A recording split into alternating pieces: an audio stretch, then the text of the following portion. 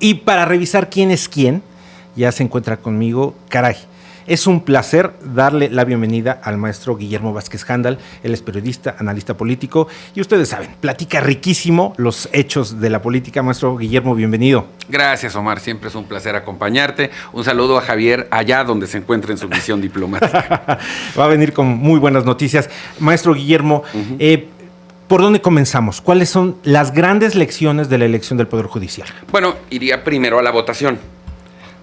La mayor parte de los pronósticos hablaban de entre un 10 y un 15% de participación. No se equivocaron, estamos hablando en cifras cerradas de un 13%. ¿De un 13%? Pero es. Si le restas los votos nulos, en votación efectiva a lo mejor estaríamos hablando de un 11%. Ok, un poquito más. Pero los votos no los cuentan, entonces vamos a dejarlo en 13%. Sí. Lo quería apuntar porque el porcentaje de votos nulos fue muy alto.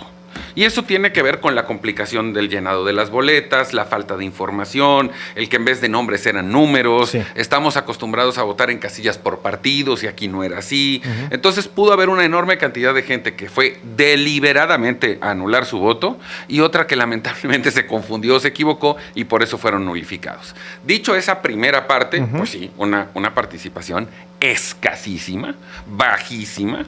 Voy a utilizar una de las bromas que he escuchado. Haces una fiesta, invitas a 100 y llegan 13 y se te queda la comida, los tacos, los refrescos.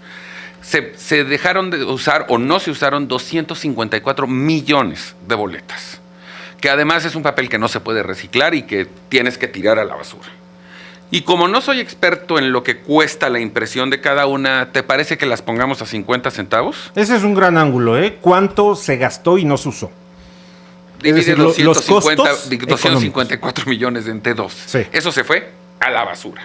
Lógicamente el régimen, y eso es natural, tiene que salir a decir que fue un éxito, que esto fue un proceso democrático y que la gran participación ciudadana, que por cierto no existió, y ahí están las cifras. Sí, porque hay que subrayar que desde la perspectiva del gobierno federal siempre va a ser mejor que 12.965.576 personas elijan que el presidente y la Cámara.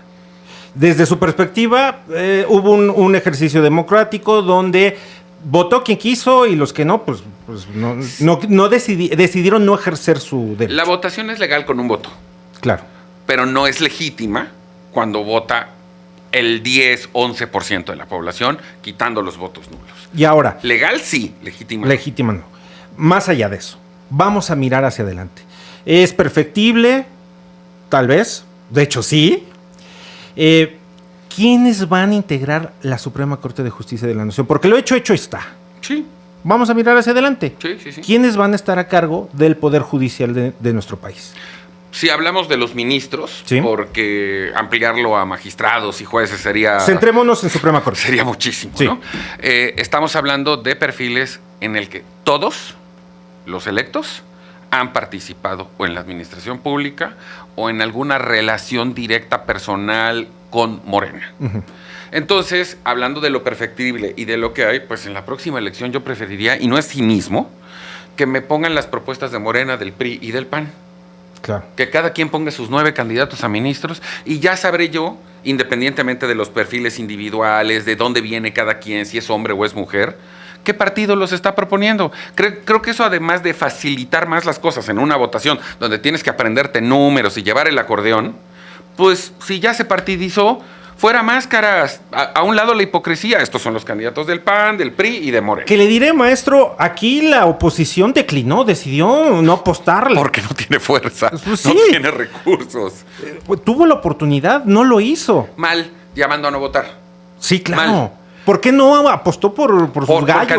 Por candidatos. Y les hacían campaña y le ponían lana y movilización. Y usted y yo conocemos más de un perfil que sí tienen cercanía a grupos históricos del PRI, por ejemplo. Y que tenían, bueno, uno imaginaba que tendrían la posibilidad de recurrir a esa maquinaria, aceitada o no, pero recurrir a esa maquinaria y apoyarse y no lo hicieron. Sí puede ser que el problema sea que la máquina ya está un poquito antigua y echada a perder. Pero bueno, retomando tu consideración y tu planteamiento, fue una elección partidizada, los perfiles que estamos viendo hoy son de Morena y a lo mejor tú y yo vamos a ver, a partir de ahora, cuando tomen posesión en octubre, puras votaciones unánimes.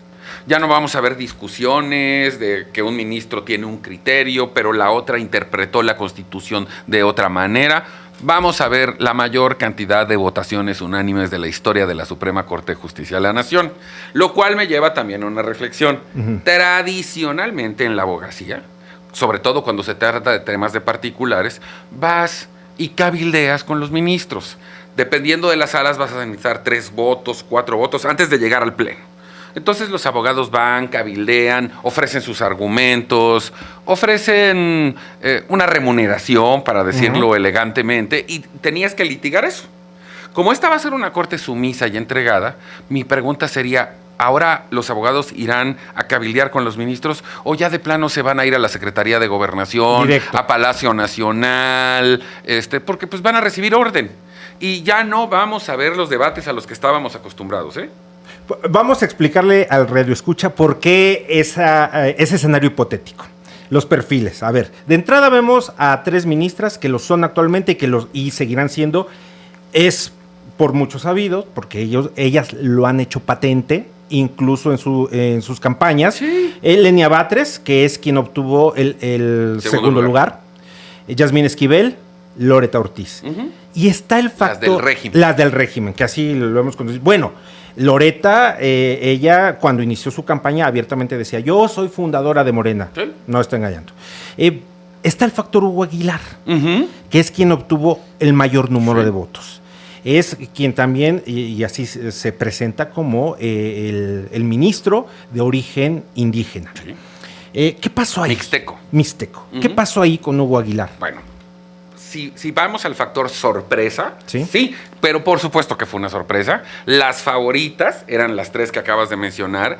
El operativo del régimen, los acordeones, iba enfocada a que una de ellas 3 quedara como presidenta. Si tú me dijeras entre Lenia y Yasmín, ¿no? Por ahí estaba la cosa. Alguien tuvo que operar la movilización electoral para que Hugo Aguilar tuviera más votos. Claro. Con el respeto que me merece, pues no era un dechado de popularidad, nadie fuera de los círculos altos de Morena lo conocía, no me voy a meter con su desempeño profesional, del que por cierto he escuchado cosas buenas, pero el asunto es que como caballo de Troya, llamémosle así, el concepto 1 es no queremos... El poder no quiere que ninguna de las 3 que ya mencionaste sea la presidenta de la Corte. Y ahí se anularon entre ellas. Vamos a ir a un corte, maestro. O se empataron. Sí, porque veo también hay otro factor. Vamos a terminar de analizar esto. Sí. Estamos en Hoy es Risco. Hoy es Risco, soy Omar Astorga. Vámonos rápido. Estamos platicando con el maestro Guillermo Vázquez Handal sobre Hugo Aguilar, el futuro presidente de la Suprema Corte de Justicia de la Nación. Y ahí les va. Obtuvo 6.195.612 votos. El factor Hugo Aguilar, usted nos explicaba.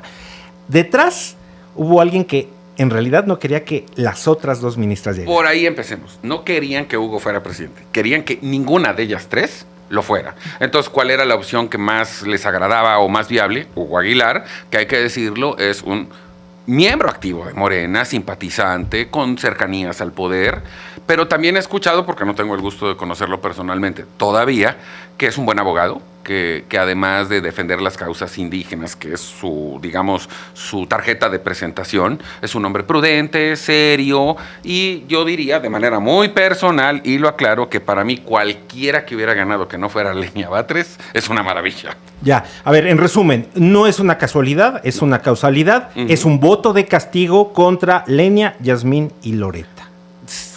Castigo desde el punto de vista de la presidencia, porque ya estaban en el paquete para ser ministras. Sí. Eso ya era inevitable. Entonces, ¿cuál fue la decisión política para mover la estructura electoral? Vamos a escoger a alguien que sea más presentable, para usar la palabra, como presidente de la Corte. Con menos negativos, ¿no? Bueno, pues maestro Guillermo Vázquez Handal, le agradezco mucho que nos haya concedido estos minutos, pero lo invito a que se quede con nosotros.